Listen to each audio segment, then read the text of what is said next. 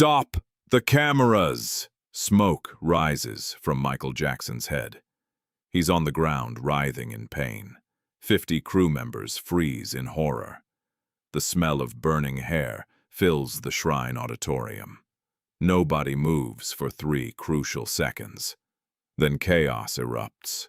What happened next would change Michael Jackson's life forever. Before we reveal what the public never learned, hit subscribe for more incredible untold stories. January 27th, 1984, Los Angeles. Michael Jackson is filming the most expensive commercial in television history. Pepsi paid him $5 million. The concept is simple. Perform Billie Jean while walking downstairs surrounded by pyrotechnics. Everything has been rehearsed perfectly. Michael knows every step, every cue. Take 1 goes flawlessly. "Beautiful!" the director shouts. "Let's do it again for safety." Michael returns to his starting position, but between takes, a technician adjusts the pyrotechnic timing, 2 seconds earlier than planned. He doesn't tell anyone. The music begins. Michael starts his descent, dancing to the beat. The crowd cheers. Cameras capture every angle. Then the 6th pyrotechnic fires, 2 seconds early. Michael is 3 steps away from safety when the explosion goes off directly behind his head. The flash ignites his hair instantly.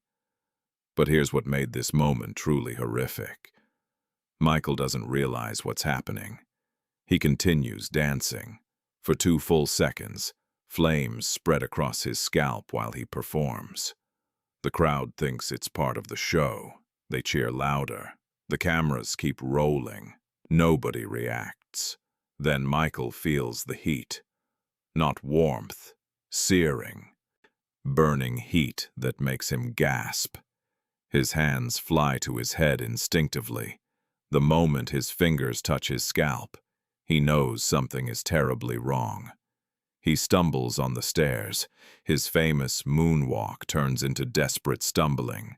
The flames grow larger, brighter, more intense with each passing second. People in the front row finally realize this isn't choreographed. A woman screams, "Oh my God!" The cry echoes through the auditorium. For a split second, time freezes. Michael stands center stage, his hair ablaze, surrounded by hundreds of people who suddenly understand they're witnessing a disaster. Security guard Miko Brando reacts first. He leaps onto the stage and tackles Michael to the ground. "Roll, roll!" Miko shouts, trying to smother the flames with his jacket. Michael's screams pierce the air. The sound is unlike anything the crew has ever heard. The crowd panics. Some run for exits. Others stand frozen, watching the king of pop burn before their eyes. A stagehand finally appears with a fire extinguisher. White foam covers Michael's head and shoulders. The flames die. The music stops. Only Michael's labored breathing remains. He lies motionless on the stage. Smoke still rises from his scalp. "Is he alive?" someone whispers. "Call 911, the director finally remembers to shout. The ambulance arrives 12 minutes later. Paramedics rush onto the stage. "Second and third degree burns," the lead medic announces. "We need to get him to the hospital now." At Cedars-Sinai Medical Center, doctors examine Michael's injuries. The news is more serious than anyone initially realized. The burns cover a significant area of his scalp. Dr. Stephen Hufflin explains to Michael's family. He'll need immediate surgery and extensive treatment over many months. Katherine Jackson grips her son's hand as he lies unconscious on the hospital bed. "Will he be okay?" she asks, her voice barely a whisper. "He'll recover," Dr. Hufflin says carefully, "but this will require multiple surgeries and a long healing process." Michael drifts in and out of consciousness for days. When he's awake, The pain is overwhelming. When he sleeps, nightmares of flames and burning consume his dreams. During the long recovery, something else begins changing. The prescription painkillers that help him sleep also quiet the constant anxiety about fire and burning. These make everything feel distant, he tells his mother one afternoon, like the accident happened to someone else. What began as medical treatment would become a complicated relationship with pain management that followed him for years to come. His brothers take shifts staying with him during those difficult weeks. They watch their younger brother, once so full of energy and confidence, learning to cope with an experience no performer should have to endure. He keeps asking when he can perform again, Jermaine tells the family during one of their meetings. But I can see the fear in his eyes when we talk about stage lights and effects. The physical healing is gradual and painful. Each surgery brings new challenges. The skin grafts require careful monitoring and multiple procedures to achieve the best possible results. Michael spends weeks in bandages, unable to see the extent of the damage. When Dr. Yahuflin finally removes them, Michael stares at his reflection for a long time in silence. The scarring will fade, the doctor offers gently. But Michael knows his relationship with how he looks has changed forever. Meanwhile, Pepsi's public relations team carefully manages how the world understands what happened. Their official statements focus on Michael's recovery and describe it as an unfortunate accident during filming with injuries that were not life-threatening. The settlement discussions happen quietly. Michael's legal team receives an offer designed to resolve everything privately. $1.5 million, his lawyer explains, plus all medical costs covered. And in return, Michael asks from his hospital bed, you agree not to discuss the specific circumstances publicly.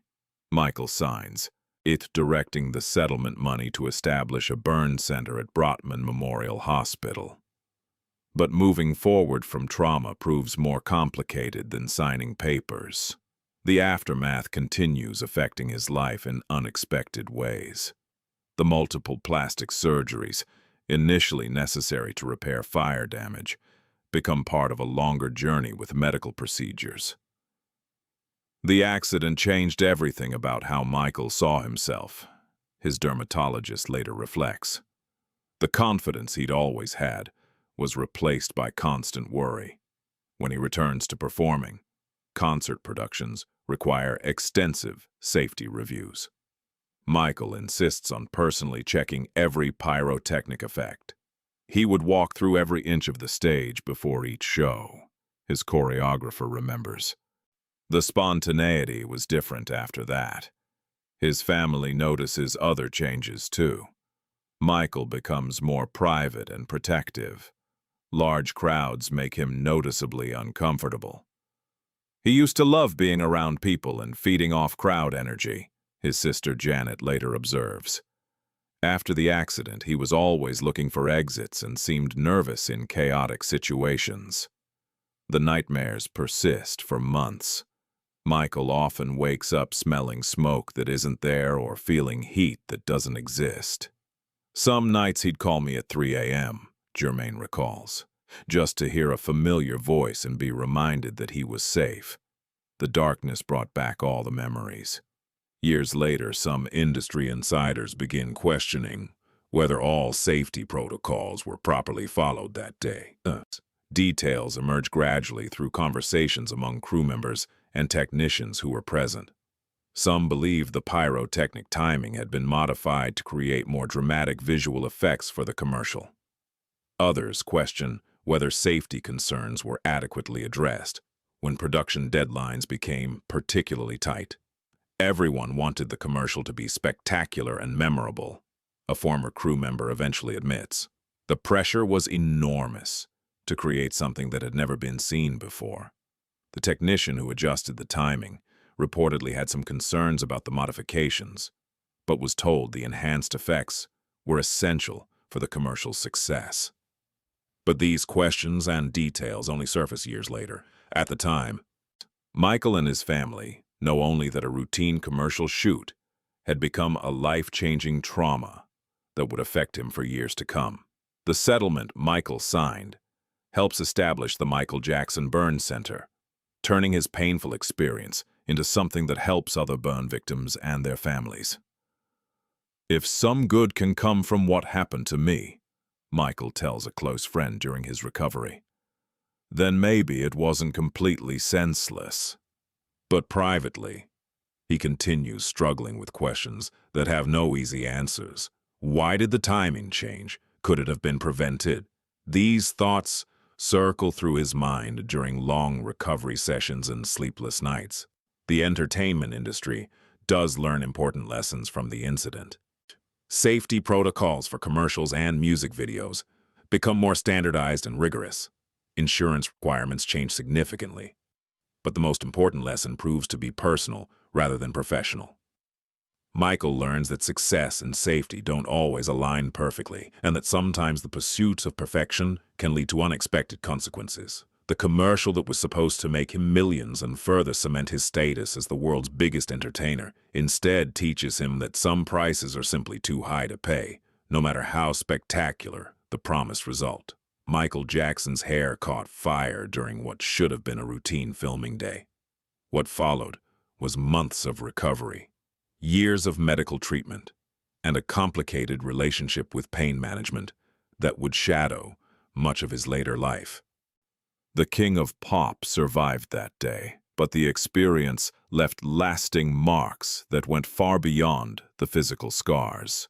Some accidents leave questions that are never fully answered, and consequences that extend far beyond what anyone could have predicted.